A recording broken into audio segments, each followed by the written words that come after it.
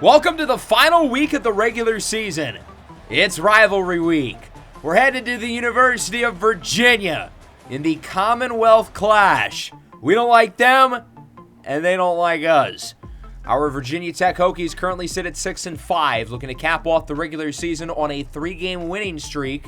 Virginia, meanwhile, they have not quite been so good this year. They're 3-8, playing for pride, and, well, upsetting their rivals would certainly give them quite a bit of pride and momentum going into the offseason. I really feel like we've played our best football of the year, though, over these last few weeks. Obviously, with a lot of new parts and a new coaching staff, it might take some time to develop, and for us, it took, well, damn near the entire season.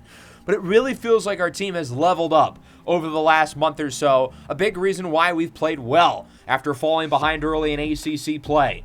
We dominated offensively against Pitt. We gave Miami a tough battle. We blew out Syracuse. Last week was a little bit dicier, though, against North Carolina, a team who's a lot more talented than their disappointing 4-7 record may suggest. We won the game 27-13, but it certainly was far from a lock for much of the game. And that brings us here to the final matchup of the regular season against Virginia. And along with it being the final regular season game for us, it is for everybody else across the country. And for many of these teams, this is their final opportunity to prove to the College Football Playoff Committee why they belong. We've got some really compelling matchups this week. Ohio State and Michigan, Notre Dame versus Stanford. We're going to go through all of the playoff scenarios later in the episode after we get through our game first. But this is shaping up to be a really exciting end of the season and a really exciting playoff run where I really feel like pretty much every team in the playoff bracket could win the whole thing. The amount of high-end talent right now in college football is really fun. But let's take a look at our game first against Virginia, the Commonwealth Clash, in-state rivals. These teams do not particularly like each other. Well, unfortunately for Virginia, there has not been a lot to like in terms of their season. They are 3-8, arguably the worst team in the ACC. It has been tough sledding for the Cavaliers. Tied for the worst record overall in the conference. They're lucky Wake Forest has not won an in-conference game. Virginia did beat them. The Cavs started their season 2-0. They beat Delaware. They beat an FCS opponent. And then ever since then, it has gone drastically downhill. They lost 4 in a row going into the bye week. They beat Wake Forest in a thriller, 51-48, and then since then it's gone downhill again. Their defense has been a train wreck this year. Look at the amount of points allowed.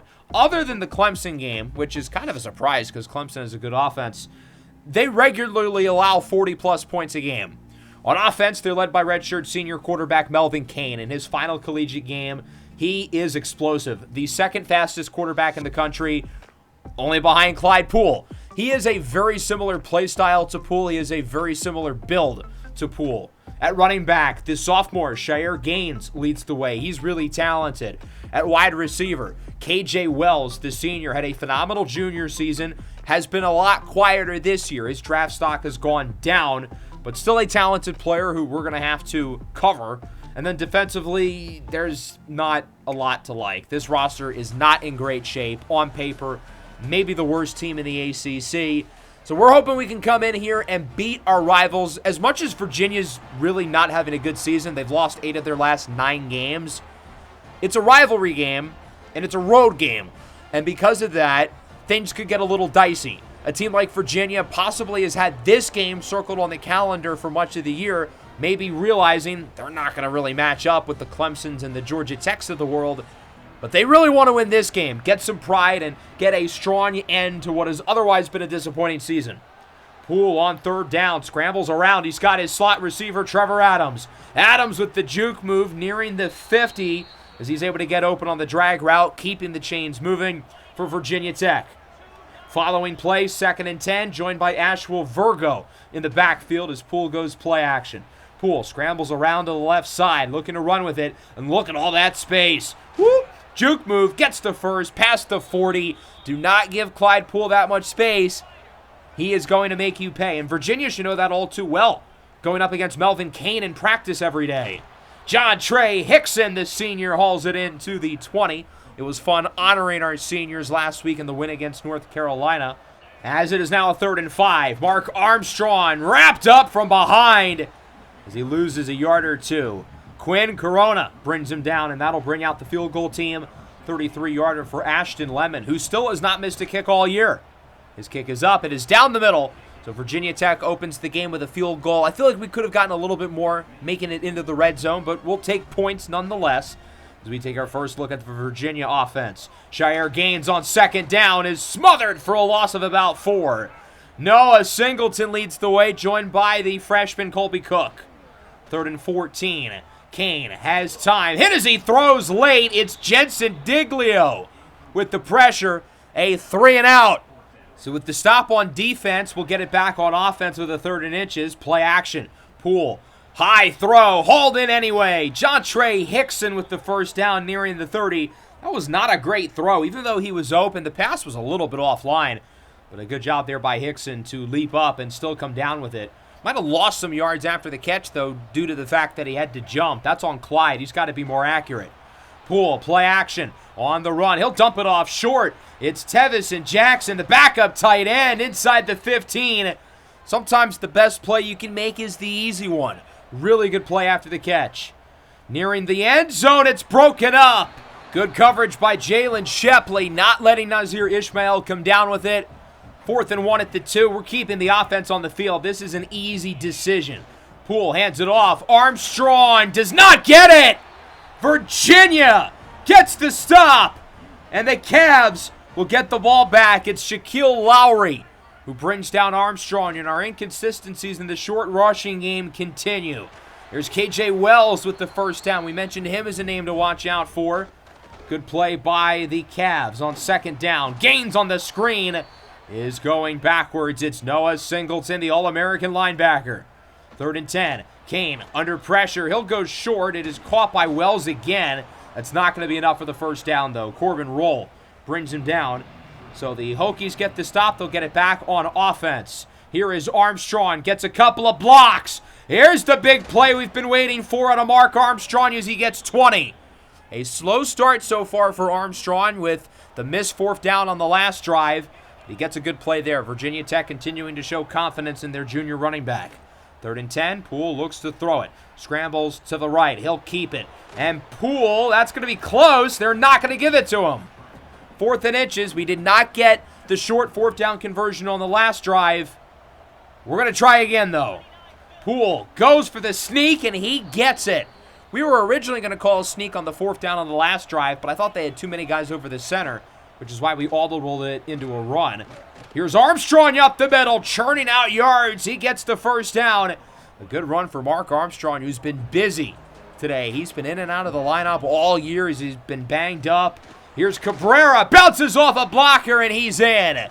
The true freshman, Esteban Cabrera, is in for a score. Virginia Tech running the ball really well on that drive. Couple of good scrambles by Clyde Poole. Couple of really good runs by Mark Armstrong. And Cabrera finishes off with the score. Melvin Kane on first down up the middle. That one is caught. Really good job there surveying through pressure into the hands of Amari Rourke, the sophomore. Under 30 seconds left in the half. Here's B.J. Key up the middle. Breaks the tackle from Gold. And is wrapped up by Colby Cook.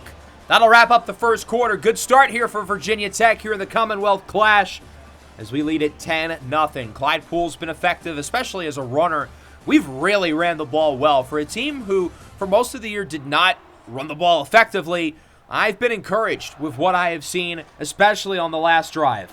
Up the middle, that one is caught for another first down, and all of a sudden, Virginia's starting to get something going. Santiago Slaughter gains 13. Kane wants it all on 3rd down. It's broken away in the end zone. Smoke Lewis got a hand on it. Royland Mathis, the other standout freshman on this defense, is hurt on the play as Virginia will look to kick. It's going to be a long one, 50 yards for the redshirt senior, Will Davidson from the right hash, looking to put Virginia on the board. He would make it a one-score game. His kick is good, right down the middle, never a doubt. Could have made it from 60. As it's now a 10-3 ball game. So the Hoos are now on the board, and we'll see how Virginia Tech responds, coming off a touchdown on their previous possession. As Poole will fake the handoff, looks to throw it. Scrambles to the right, he's got Marbury wide open. Brandon Marbury past the 40, a nice first down for Virginia Tech. Again, that was not a great throw, though. That was kind of high. He was lucky Marbury was completely wide open. At the 46, Mark Armstrong up the middle, gets a block! And there he goes! 20, 15, 10, all the way to the 3! A gain of 50 yards for Mark Armstrong, the longest run of his season. He's got 90 yards in the first half. That's a season high. We're 2 minutes into the second quarter. Where has this guy been all season? Now that'll make it a 1st and goal. Poole keeps it himself, and he is going to lose yardage that time. Good stop there by the Virginia Tech defense. They're not going to make it easy for us. Here's Armstrong. He's close, but no cigar. 4th and goal at the 1-yard line, maybe. We're going to go for it again. Our 3rd 4th down attempt of the game as Poole sneaks it. He's in! Clyde Poole with a rushing touchdown, and that'll make it 17-3. Clyde Poole's accuracy in this first half has not been very good, but it hasn't mattered because we are running the ball down their throats. Poole's been good on the ground. Mark Armstrong already has a season high in yards. Cabrera's been effective. Virgo's got a couple of good plays. I mean, everybody is eating on the ground. The big guys up front, the offensive line, they've been terrific. Kane on 2nd down. What a catch! Santiago Slaughter mosses Elihu Gold as he gets it near the 30. 2nd and 10 now for Virginia, down by 14 points, looking to make it possibly a 1-score game. Kane steps up, scrambles, tucks it, and runs. As I mentioned earlier, he's got a little Clyde Poole to him. He's not the biggest, but he can really move. Kane does it again with plenty of room up the field inside the 20. Penny looks to catch up as he slides at the 6. It's a lot less fun when you're playing against a guy like Clyde Poole compared to when you're playing with him. 1st and goal, Shair Gaines to the outside. He has had absolutely nothing going for him today as it's Elihu Gold who brings him down. 3rd and goal around the 3. Kane looks to throw it. He'll go short. It's Gaines, and he does not gain much. Corbin Roll, Smoke Lewis there to bring him down, and Virginia's going to go for it. I love the aggressiveness here with just over 4:30 to go in the half. Gaines, not even close! Noah Singleton brings him down, and the Hokies get the stop as it will remain 17-3. We're not starting with good field position, though, at the 4, as Armstrong gets another block! Mark Armstrong, are you kidding? Can he outrun the DBs? Not quite, but he gained 67 yards. That 50-yarder on the last drive was his season high, but he one-ups it on the very next possession. Armstrong now is over 150 yards today. Poole scrambles on the run. It is caught nearing the end zone. Trevor Adams. Clyde Poole 9 of 16. As you can see, he's had a lot of misses in this game, but it has not mattered because Mark Armstrong is at the game of his life. Virgo to the outside. He is going to lose yardage. Good job there by the Hokie defensive line to stop him. We've got to get Mark Armstrong in the end zone. There he goes. Mark Armstrong for a touchdown, his 3rd of the year. He was an end zone magnet his first 2 seasons at Virginia Tech. He had 21 rushing touchdowns over the first 2 seasons of his career. This year, he just has not been able to find the end zone. Obviously, it's been a disappointing season for him with consistently being banged up, but it's all kind of culminated into the best game of his career today. Shair Gaines loses 4 more yards. Braylon White brings him down. I think Gaines has negative rushing yards in this first half. Our run defense has been just as good as our rushing offense. Wells does not get it. Good tackle by Justice Watkins. That'll bring us to the 2-minute timeout. Why not add to the lead even further? We're only up by 21. Let's get some insurance. 1st down at around the 50. Poole rolls to the right side, under pressure, up the middle. Hickson wide open. Hickson tries to dance around the defense. Doesn't really work, but he gets it to around the 30 for the 1st down. Now a 3rd and 1 with just over a minute. Poole fakes the handoff for Virgo. On the run. He'll scramble. Juke move. Poole inside the 10. What a run by Clyde Poole. Our offensive line seems to be getting a new injury every other play. Our offensive line's been terrific in this game. Their best half of the year, but they can't stay on the field. 2nd and goal. Poole scrambles. Poole looking to get something out of nothing with his legs. Pushes his way just shy to the 1. As that'll make it a 3rd and goal. We are in absolutely no rush. We're going to chew as much clock as we can. In a goal line set. 6-5. Better snap the ball. Poole is in on the QB sneak. His second rushing touchdown of the first half. Look at the score. 30-3. Pending the extra point. Complete domination on both sides of the ball by Virginia Tech. I mean, this is completely unbelievable. Sure, we're quite a bit better on paper than these guys, but I certainly did not expect us to be playing this well. Well, the fun's over. Ashton Lemon misses the extra point. His first miss of the entire year. That feels like quite the buzzkill. Melvin Kane takes a kneel down. That'll do it for the first half here in Charlottesville. Wow. That was impressive. Offense, phenomenal. Defense, phenomenal. The score tells you everything you need to know. Mark Armstrong, 13 carries, 175 yards with 2 runs of at least 50. Where's this guy been all year? I don't think he's finished a game with half as many yards as 175 this year. As a team, we have over 400 yards of offense, 256 of which are on the ground. The strangest thing about this game is that Clyde Poole has not been that good. 10 of 19 through the air, 149 yards. He has been good on the ground, though. 11 carries, 58 yards, and 2 touchdowns. Cabrera with the other score. It's been all about the run game, though. We're not throwing the ball that well, but as a team, we're averaging 8.5 yards per carry on 30 rushing attempts. This is the same Virginia Tech team who could not run the ball the first half of the year, and now we're completely shoving it down their throats. Virginia, meanwhile, has not been able to run the ball at all. Now, Kane has 61 yards on 4 carries, but those are off of scrambles. Shire Gaines, 8 carries, -8 yards, as Wells cannot hold on. Colby Cook with the hit, and Virginia starts the second half with a 3-and-out. They wanted to gain some momentum. That was not the way to do it. Play action, Poole on the run, scrambles around, Poole finds space up the field. Are you kidding? He is Houdini! Clyde Poole gets it near the 30. I mean, how are you supposed to stop him? He can run backwards 20 yards behind the line of scrimmage, and it doesn't matter because he's the fastest player on the field. Poole's going to look to scramble again. On the run, it is caught! Nazir Ishmael to the 16. I mean, just everything's gone perfect for this team. It's Virgo. Walks it into the end zone. Mom, get the camera. He's doing the Gwitty. Ashwill Virgo with the receiving touchdown. And it's going to be 37-3. I cannot believe my eyes. This has been flawless football pretty much the entire way. Here's a good run, though, for Shire Gaines, who now has positive yardage after -8 in the first half. Going to go to Keys this time, and he's going backwards. Noah Singleton's been flying around the field, raising his draft stock. 3rd and 11. Gaines on the screen. Nowhere to go. It's Noah Singleton again. Boy, are we going to miss him on this defense once his senior season concludes.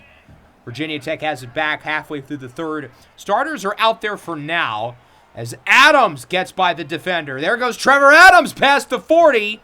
Pushed out of bounds at the 35-yard line. We're trying to get as many points as we can, run up the score a little bit on our rivals. This is not some regular opponent. We don't like these guys. They don't like us, and we're trying to show them, imposing our will. First down now. It's Armstrong up the middle. Another first down inside the 20, inside the 15. I didn't know he had that kind of wiggle to him.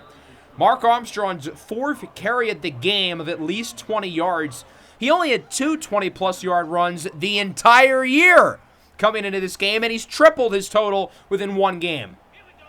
Nearing the goal line, Armstrong to the outside. He is in for a score. He had 2 touchdowns through the first 11 games. He's got 2 more today, and that will add to the lead even more. It is 44-3. I think we can probably put the backups in at some point. We're still in the third quarter, but the writing is on the wall. This is as good of a performance as I've seen, not just from Virginia Tech, but, I mean, in general, by any team this year. As Kane misfires, they're going to go for it here on 4th and 3. It's hard to blame them. You're down by 41. Why not? Kane hands it off for Gaines, and he loses about 4. The defense comes up big again. Jasur Bilal brings him down as the backups continue to enter the game. Nolan Roll in at quarterback. Last time we saw him, he threw an interception at Georgia Tech. Connects with Malachi Lavelle. Breaks a tackle. He's in for his score. The true freshman wideout Malachi Lavelle Jr. with his first career score. A kid who I'm really high on. He's being redshirted this year. But with Hickson gone, who knows? He could maybe take over that role. 51-3, still in the third quarter. This is a massacre. He's on third down. That one is broken away by Emeka Ejiritutu. I'm surprised he didn't come down with the interception. Virginia decided to just punt the ball to end the third. I mean, they have completely waved the white flag. Dominance, dominance, dominance, dominance. 51-3. We are imposing our will on the ground. Clyde Poole threw the ball better in the second half before being taken out of the game. And then defensively, it's weird. We have no sacks, no interceptions, no forced fumbles, yet they're not moving the ball on us. They haven't been able to air it out. They haven't been able to run it, and they only have 3 points. Roll to start the fourth. He'll go short, and Ahmad Slayton gets the first down. We're primarily going to run the ball, as you would imagine here in the fourth, but it's good to get Roll some more snaps, given the possibility that he could be our starting quarterback next year, as he is sacked. First of the game from either team. Robert Conbo with the sack. That'll make it a 3rd and 18. Cabrera up the middle. Juke move. Finds space. That's a solid gain of around 11. That'll make it a 4th and 6, maybe 7. We could go for a 50-yard field goal, but we're going to punt it. Pin him back deep. Get Hayden Troutwine some snaps. We haven't really needed him at punter today. 3rd and 6. It's George Adeniyi. Does not get the first down. Multiple defenders there to bring him down, along with Caleb Fleming. And Virginia decides to punt it away. Gabriel Iguanagu in at quarterback, as he is incomplete there. We're going to have to punt it again. Okay, Hayden Troutwine starting to get a little bit busy. Well, ultimately, nothing really happened over the last couple of minutes. Virginia stalled out, punted it again. We chew clock, and Iguanagu will take the final kneel down. 51-3. And if we really wanted to, we could have run up the score some more. We didn't score at all in the fourth quarter. We scored all 51 in the first 30 minutes of the game.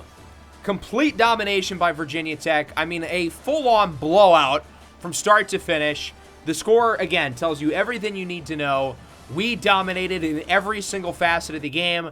We were clearly the better team. 623 yards compared to 230. On the ground, 369. Remember when we could not run the ball at all the first 3 or 4 games of the year? Now we're out here doing this. Our offensive line was phenomenal. The receivers were blocking their tails off. Obviously, these running backs deserve credit, but the blocking was unbelievable. I don't know if I've ever seen a team block the run this well. Poole, 17 of 26, 209 and a score. He completed all 9 of his throws in the second half, but was inefficient early. Nolan Roll was pretty good when he was in there, while Iguanagu goes 0 for 3.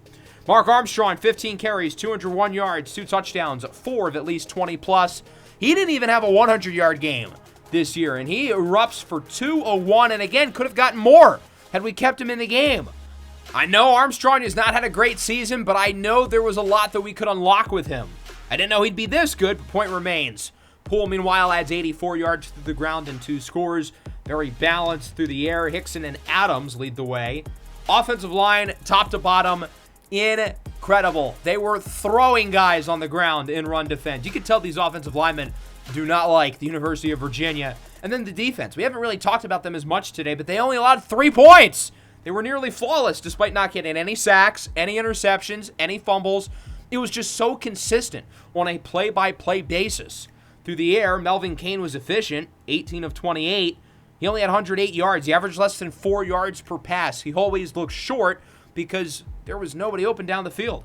Cain had 61 yards on the ground, but Shire Gaines only had 11.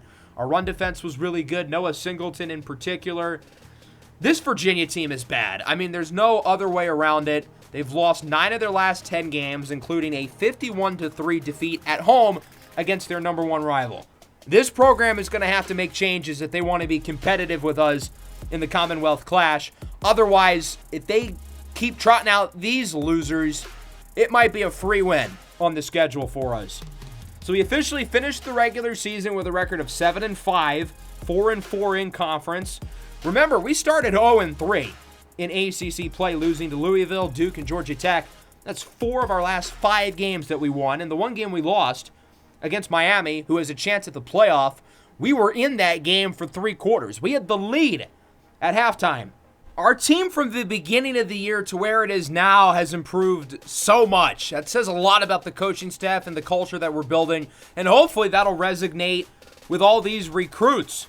We've got a really good recruiting class currently, and while they are ranked in the top 10, in-season recruiting rankings really don't matter all that much, but we're having a very successful season on the recruiting trail. We did just lose out on 5-star linebacker Tyrone Dutton. We really fumbled the end of that battle. Also losing out on Clayton Peppers, the 3-star corner. This is how we're going to allocate our points. Nothing overly notable for the most part. There's not a whole lot of tough decisions. There's not a whole lot of super close recruiting battles, given that at least for the top guys, they already know where they're going. So there's not a whole lot of strategy this week for recruiting other than, hand everybody points. Let's go through some playoff scenarios across the rest of the country with only 1 week to go. As I mentioned at the beginning of the episode, this is the last chance for a lot of teams to prove to the committee why they belong in the playoff. Some teams get conference championships, but for others, this is it. Now or never. So in the SEC, of course, Ole Miss was likely to play Georgia, but Alabama beat Ole Miss last week. So that propels Tennessee in the spot where if they win, they will play Georgia in the SEC title. If they don't win, then it goes to Alabama. Regardless, Georgia's probably the favorite to win that game. They are head and shoulders the best team in the country. In the Big Ten, USC is a lock. Penn State is winning in. They beat Ohio State earlier in the year. If Penn State loses, then it would go to Ohio State. If they both lose, then it would still be Penn State because they beat Michigan. As for the ACC, we already know who it is. It's going to be SMU and Stanford. They've both already clinched. Enough said. In the Big 12, Oklahoma State and Texas Tech control their own fate. There was a scenario where we would have 3 unbeaten teams here, but Arizona State just lost last week because we can't have good things. I was hoping for chaos. The Sun Devils certainly need a win today to keep their playoff hopes alive. As for the Group of 5 conferences, South Florida is the clear playoff frontrunner. They have already clinched a spot in the American Championship. They will probably play Memphis, if not them, UTSA. We were all hoping for the East Carolina rematch, but the Pirates have lost each of their last 2 games. If USF does not make it to the playoff, I think it could be the winner of the Sun Belt. There are some great players in this league. Dorian Sahara, the JMU receiver, he's going to go in the first round. Aaron Wagonley on the Southern Miss defensive line, he could go in the first round. We're probably going to get an App State and Troy conference title. Troy has the best chance of making the playoff in that conference. In the Mountain West, I think we're going to get New Mexico and Air Force. I thought San Diego State is easily the most talented team in this conference, but with a loss last week, it will not be them. Toledo will make it in the MAC against probably Buffalo or Akron. Akron's got the best player in the conference, quarterback Denny Love. Although, in terms of point differential, Ball State's the best team there, and Central Michigan's really good, but they're down to their 3rd-string QB. In the Conference USA, it's a 3-horse race, but they're not going to have anyone make it in. The Pac-12 is a mess. And then the Independents obviously will not have a game, but there is still a lot to play for this week for Notre Dame. So as we look at the most important matchups, Georgia plays Georgia Tech. If Georgia Tech wins, do they have a chance to get in? I think it's unlikely, but I wouldn't rule it out. Ohio State, of course, plays Michigan. The winner of this game is a playoff lock. If Michigan loses, the dream is over. If Ohio State loses, then who knows? Notre Dame plays Stanford. This game is especially interesting. I think it's more important for Notre Dame because Stanford is another game after this. Notre Dame does not. This is it for them. If they lose, they're probably not going to make it in, which is unfortunate because even at 10-2, I would vote for them to get in. I think they're one of the 3 or 4 best teams in the nation. As for Stanford, they have 2 more games. They play Notre Dame today. They play SMU in the ACC title. They only have to win one of those games, I think, to make the playoff. The problem is they will be heavy underdogs in both of those matchups because Notre Dame's quite a bit better, SMU's quite a bit better. Those are 2 of the 3 or 4 best teams in college football, and Stanford's going to have to beat one. But they only have to beat one. If they get Notre Dame, they would finish 10-2, and they would have the big resume win. If they beat SMU, they had the ACC spot in the playoff. Then we look at the teams on the bubble. I think Ole Miss is probably fine. They could use a few things to go their way, and obviously they have to win, but I think they should be good. From there, maybe Miami. If they're lucky, I think they would certainly root for a team like Michigan to lose, because that way, Michigan's out for good. They're certainly hoping one of the Big 12 teams maybe knocks out the other. Otherwise, I don't really see anybody lower than Miami getting in outside of the Group of 5 rep. So there are a lot of different scenarios that could ultimately play out this week, and the best part is these teams are doing it against their rivals. Look at Ohio State and Michigan, who both have so much to play for. Notre Dame and Stanford as well. Let's simulate the week. We do not land any new commitments. Stevie Molinaro is in second for us. I thought we had him in the bag. As you can see, apparently that's not the case. He visited Ball State last week. I don't know what happened during that damn visit, but they have a huge lead on him out of nowhere. That would be a huge get for them. A 4-star top 150 player going to the MAC. We ended up getting a couple new things for our coach. I was waiting for the Mark Armstrong Player of the Week screen. Unfortunately, not the case. Let's take a look at some scores around the country. We've got a lot to go over. Ole Miss and Mississippi State in the Egg Bowl. The Rebels have to win this game. The good news is that Ole Miss did win this game. Cedric Carter, the running back, continues to put himself in the history books with 28 rushing touchdowns on the year. So that's the good news. Not all sunshine and rainbows, though, for the Rebels, even though they are number 10, which does put them in a playoff spot with no more games left. But there's one problem, which I'll mention shortly. Disappointing end of the year for Mississippi State. Really disappointing season for Aiden Sehorn. I really feel like he could have elevated himself to a top 100 pick. Just didn't really happen. So here's the problem for Ole Miss. Zarius Stone got hurt.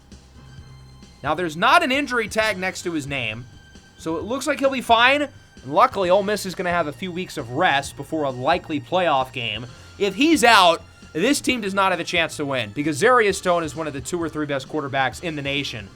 But if he's in, Ole Miss, I think, can beat anyone. Ohio State and Michigan, the game. Michigan has beaten these guys 4 times in a row, not just in real life, but in the Kansas Dynasty last year. Ohio State's due, right?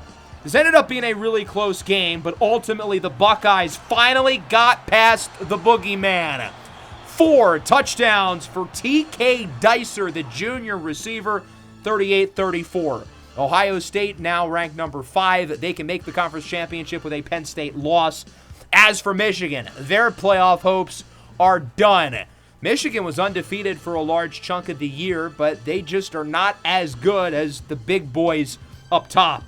Little bit of everything for Wambly Mendoza. He throws for 4 touchdowns, but also 3 interceptions. He was only picked off once all year coming into this game. The guy who really won it, though, for Ohio State was wide receiver T.K. Dicer. He is one of the best football players in the draft. He's going to go in the top 10.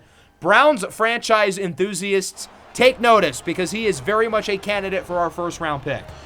Number 1, Georgia. Number 21, Georgia Tech. The Bulldogs looking to complete the undefeated regular season against a gritty and good Georgia Tech team. Ultimately, the Bulldogs ended up taking care of business. Hoppy Reynolds connecting with Brian Matty, who ended up scoring twice in this one.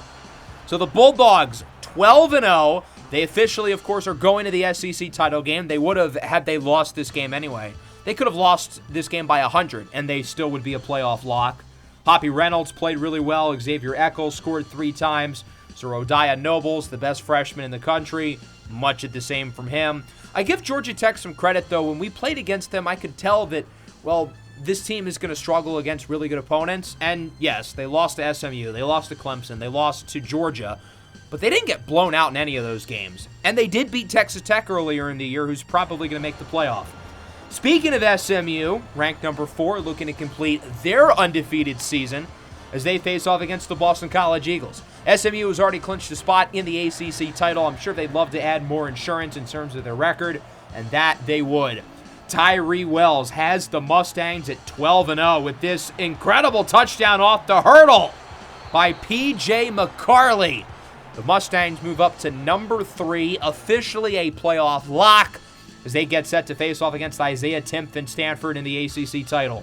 Boston College finishes 5-7, although I like this quarterback. Rasheer Stewart is a gamer. He does not play like a 78 overall. I hope he goes into the portal and goes to a bigger school.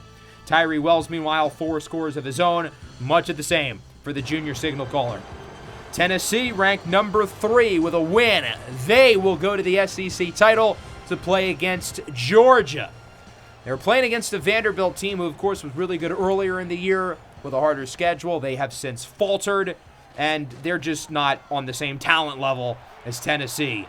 Kamari Fisher with a really nice throw in the back of the end zone for Caleb Gassing. The Vols win it 49-24. They will play Georgia in Atlanta for the SEC title. 3 scores for Kamari Fisher, who hasn't put up the big numbers like some of the other quarterbacks, but he's a really good player. He's got a plethora of weapons on offense, disappointing into what was otherwise a pretty successful season for Vanderbilt. Texas Tech, ranked number 10, they lock in a spot in the conference championship with a win, facing off against the Cyclones of Iowa State. Texas Tech can match up with anyone, in my opinion. They've got so many guys on offense, specifically this kid, Caleb Hokies. Breaks the tackle into the end zone, 2 catches, 91 yards, and 2 touchdowns for the transfer from Texas as the Red Raiders win it 49-26. Greg Gaines, 3 touchdowns and an interception. He was honestly pretty good for Iowa State. He was disappointing this year otherwise, though. Colin Westwood, great showing, completing 76% of his throws. And then this kid, Caleb Hokies, I think he's played himself into the first round. I think he is an awesome player. Miami ranked number 14, facing off against Cal. The Hurricanes need to win, and they need a little bit of help to potentially get that 12th seed in the playoff. This game ended up being a lot closer than it should have been, but the running back, Sir Micah Robinson, put the team on his back, helping lead Miami to the win 35-30. The Canes, as you can see, are ranked number 11. So currently, they do hold the final at-large spot in the playoff. Not a lock that they keep it. Someone could steal their bid, though. Graham Glukowski was not good, but Sir Micah Robinson had himself an afternoon, 147 and 3 scores for the transfer from Pitt. USF ranked number 15. They control their own fate. If they win out, they're going to the playoff. And as we know, this offense is pretty damn good. They score more points than anyone. How about 63 more? Here's Marcus Blower. Blower, I never even met her. Into the end zone for a score. USF wins it 63-3. They are now ranked number 12. Forget the group of 5 playoff spot. They might just earn a spot anyway. And it's hard to disagree. These guys are so good offensively. 6 more passing touchdowns for Josh Scarborough. I'm fascinated to see how they would match up in the playoff with a much superior opponent. I think with all the weapons they have, they can handle it. Kansas State is not a team we've really talked about this year, but they are very quietly ranked number 15 at 9-2 in the Big 12. And they ended up taking care of business here against West Virginia with this touchdown pass from sophomore Matt McAfee. The Wildcats are 10-2. They have quietly flown under the radar, partly because I don't like them. Also, partly because I just don't think they have the star power of some of the other Big 12 teams. But in terms of record and ranking, they're right there. The Wildcats are currently the first team out of the playoff, and they don't have any more games left. There is a world where they jump in. It's unlikely, but if the Big 12 title game is a blowout, maybe they jump over the loser of Oklahoma State and Texas Tech, possibly. They shouldn't, but they could. Penn State locks in a spot in the Big 10 title with a win, facing off against a disappointing Oregon squad. But the Ducks went into Happy Valley and made it not so happy. Luca Resende leads the upset for the Ducks, and Penn State goes from what we thought was a shoo-in for the playoff to likely out entirely. 35-31 win for Oregon. They finished 7-5. Where has this been all year from the Ducks? As for Penn State, all they had to do was win this game at home against a much inferior opponent. They would have clinched a spot in the conference title, and they would have pretty much locked in a playoff spot at 11-1. But now at 10-2, they fall all the way to number 16. And with no more games left, the dream is dead. James Franklin in a big game strikes again. Number 2, USC, one of the 3 unbeaten teams remaining, along with Georgia and SMU, hoping to finish undefeated like those two. They had the most trouble, but they were able to get the win 14-6. Very low-scoring game against their rival UCLA, but they got the job done, 12-0. They will play against Ohio State in the Big Ten title game. The offense has been good this year, but they were not so great today. Jackson was fine. Dylan Bellamy was pretty solid. Bug Cowell at receiver with the touchdown. Not an overly inspiring game, though, from the Trojans. All right, let's get to the big one. This is the game I'm most excited about. Notre Dame versus Stanford. Brennan Holloway threw 3 interceptions. Notre Dame's star running back got injured, but they still won. 28-17 for the Irish. They finish 11-1. Notre Dame is going to the playoff as they are ranked number 7. Brendan Holloway was not good. Flat out. Biggest game of his Notre Dame career, and he was not good enough. However, I think this kind of shows how scary this Notre Dame team is because Brendan Holloway struggled. Jaden Williams, their star running back, got hurt. He's been banged up all year. Yet Notre Dame still went on the road against a rival who's a playoff caliber team and still won. This Notre Dame roster matches up with anyone. And assuming Brendan Holloway does not play like this again, Notre Dame can beat anyone in the playoff. As for Stanford, Isaiah Timp was also not good enough. Stanford will get another chance in the ACC title game against SMU. The Mustangs have looked unbeatable this year, but Stanford will get another shot. Oklahoma State heads to Lawrence, Kansas to face off against my beloved Kansas Jayhawks. The Cowboys clinch a spot in the conference title game with a win, and they ended up taking care of business pretty easily. Xavier Powell, what a run here. Oklahoma State and Texas Tech in the Big 12 title game will be cinema, fireworks, must-watch television. I think that will be the best of the conference title games, and I believe the loser of that game should still make the playoff regardless. I think it would be a travesty if one of those teams misses out on the playoff because they lost in the conference title, unless somebody wins by like 50. Powell with a score. Joshua Khalil, meanwhile, adds 3. On to the Iron Bowl, Alabama versus Auburn. The Tide got their important playoff clinching win last week against Ole Miss. But if they do lose today, 9-3, maybe they're on the bubble. So it still kind of feels like they have to win. Well, lucky for them, they have Kieran Riddle connecting with Trey Lawson, who had over 230 yards through the air. Very high-scoring game in Auburn, but the Tide win at 49-37. Kieran Riddle is starting to separate himself for the number 1 pick. While Brendan Holloway struggled and Zarius Stone got hurt, Riddle throws for 444 yards and 4 touchdowns. What a game from the standout Heisman contender. Alabama will get the week off. They are not going to the SEC title game, which might not be the worst thing for them. There's a chance with a team like, say, Tennessee possibly losing, Alabama could get a bye week in the playoff as well, along with not having to play a conference championship. Arizona State facing off against Arizona. The Sun Devils lost their first game of the year last week, dropping out of the playoff entirely. I feel like the committee did them kind of dirty. Well, the committee might have gotten it right, because Arizona walks into their trap and takes over their trap. Any chance of a playoff berth for the Sun Devils is cooked. 42-37 win for the Wildcats. Arizona State started the year 10-0. They looked good as gold. They just had to not lose out. And, well, they lose out. Tempe Chesney was pretty good. Hard to blame him for the loss, but the guys around him ultimately did not perform. We're going to see most of the other top quarterbacks in this year's draft in the playoff, but it looks like we will not get to see Tempe Chesney. Across the country, Nebraska over Iowa. TCU puts up 63 on Houston. I think TCU, if they keep quarterback Carson Mayfield next year, they're going to be one of the favorites to win the whole thing. Clemson over South Carolina, they finish 8-4. Florida finishes 9-3. In the ACC, North Carolina's disastrous season with Bill Belichick finally comes to a close. Louisville finishes 7-5, 6-2 in conference. Pitt finishes 3-9. They were ranked going into the year. What a fall from grace for the Panthers. They get blown out by a bad Syracuse team. And then looking at some other scores across the nation, some of the notable storylines, including East Carolina getting back on the win column, but it will not be enough to go to the conference title game. Missouri finishes the year 4-8 after losing to Arkansas. That is unfortunate.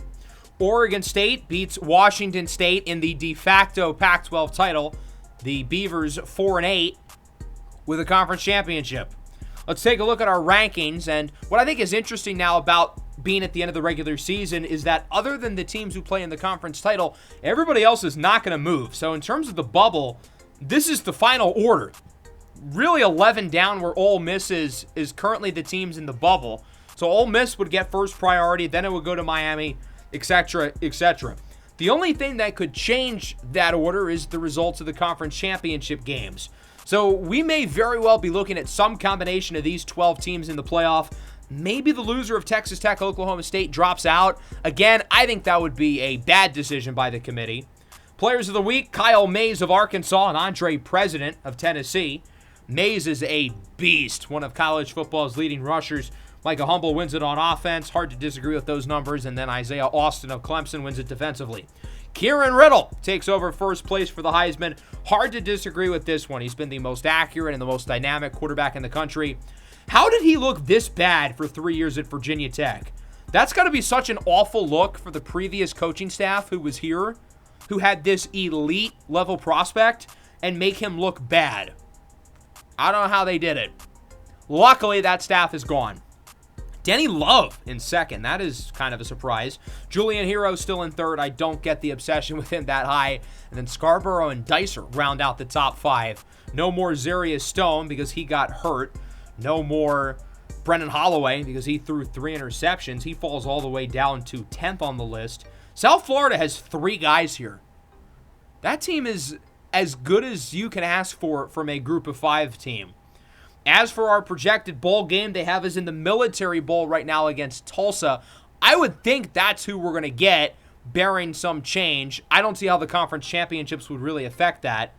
We're going to simulate Week 14. I'm not going to change anything recruiting-wise as we land Jalen Hunter. That's a huge get for us. Even though he was barely a top 1,000 player in the country, he's going to be a beast. He's the lowest ranked of like our 6, 7 edge rushers on the board. I seriously think he could be the best one. Linebacker Lawrence Rossi commits, joined by another linebacker, Chester Ream. Since we didn't get the 5-star Tyron Dutton, this is certainly a good consolation prize. We have 4 4-star linebackers in this class. We do lose out officially on Stevie Molinaro, though. He will be going to Ball State. Kind of saw that coming after that big visit last week, but it's crazy how we were kind of in control for a while, and we just got shoved into a locker by Ball State. Nate Hoag is down to 3. We have the lead. Otherwise, none of these recruitments are super close. One more game to go over. Army and Navy at MetLife. We just saw Army last week lose by 60 against South Florida. Luckily for them, Navy's offense is not quite as good as South Florida. This game ended up being about as ugly as you would expect from Army and Navy, but ultimately it was the Black Knights who ended up getting the win 17-10 with that late touchdown by running back Mustafa Cash.